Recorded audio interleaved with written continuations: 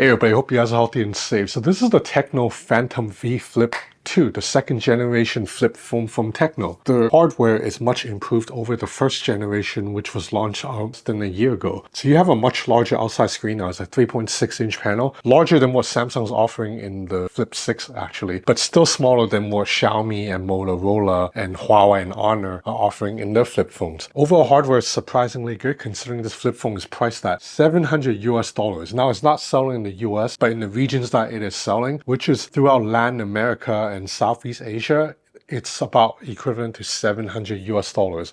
The hinge is actually pretty sturdy. You have a 6.9-inch LTPO OLED panel, 120Hz refresh rate. This outside screen, like I said, is larger than what even Samsung's offering you, but unfortunately it is only a 60Hz panel, but it is very functional. You can run any apps on it. So whether it's Chrome, Instagram, YouTube, even chat apps like WhatsApp, WeChat, everything works on the outside. So that means you don't have to open up the phone every single time you want to do anything. And the size is not as big as what some other brands are offering you, but it is large enough that you can type on this. I mean, you're not going to type at your full speed, but it is functional to type a couple of sentences on this perfectly fine. Tecno's also built some instant games just for the outside screen. So these are very basic games, but they're pretty fun to play with if you need to kill time very quickly without needing to unflip the phone. Let's say you're on a crowded subway just standing up, you only have one hand.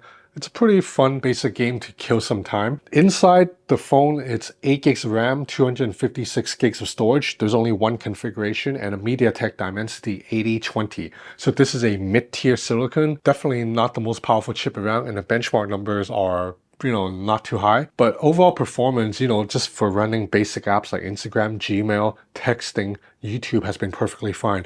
I even played Dragon Ball Z Legends on it and it ran okay, although this is not a physically demanding game. There's a 4720 mAh battery inside, which is again larger than what Samsung's offering you, and battery life on this is pretty good. Now I'm a heavy user, so this cannot last me a full 12-13 hour day outside, but for a more casual user, maybe on a typical workday where you're sitting by a desk for 9-10 hours, this will definitely go an entire day with battery to spare.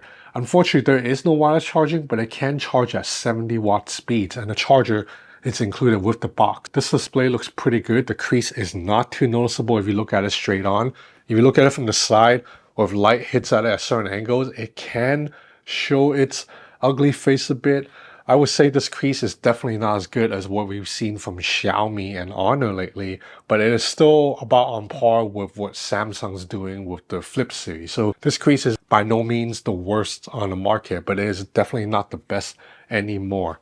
On the software front, this phone runs Tecno's HiOS. It is extremely customizable. I mentioned this in my larger Tecno Phantom Fold 2 review, but there's basically like 5 ways to do everything. Like if you want to launch an app in split screen, there's 4 ways to do it. If you want to launch an app in a floating window, there's 4 ways to do it. So it seems a little bit overwhelming to give people this many options to do one thing. Everything else is customizable, from the look of the icons to how the screen lights up when you unlock to the notification panel animations. Everything is customizable. It is one of those Android skins that reminds me of like what ZTE or LG used to offer you. Like every single little facet you can play with, and it's kind of fun, but a lot of the major Android brands, like from Google in particular, have moved away from that to give you kind of like this uniform Google look.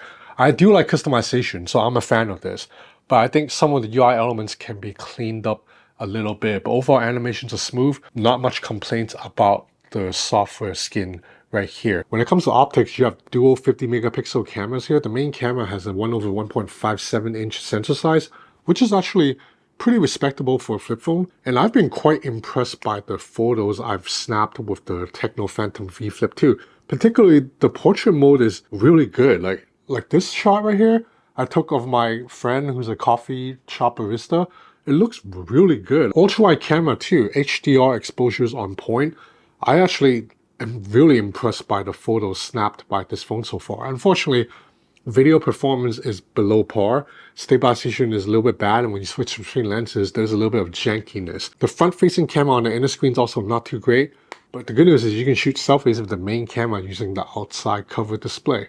However, unfortunately, there are other flip phones now from Vivo and Oppo and Xiaomi that are not that much more expensive than this. So I struggle to see the appeal of this flip phone. Now, when I reviewed the bigger Tecno Phantom V Fold 2, I said there's an appeal for people who want to save some money because that phone, it's like almost half the price of what the other big phones are charging. But this is not half the price.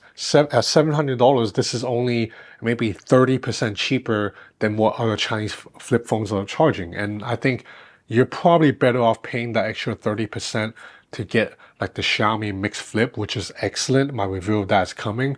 Or the Honor Magic V Flip, or the flip phones from Oppo, the Find and Flip 2 or 3. There are too many phones, man. But anyway, any of the recent flip phones from Oppo, Honor, Xiaomi, Vivo will give you better camera performance on this and probably more stable software with more updates down the line. I really admire what Tecno's doing.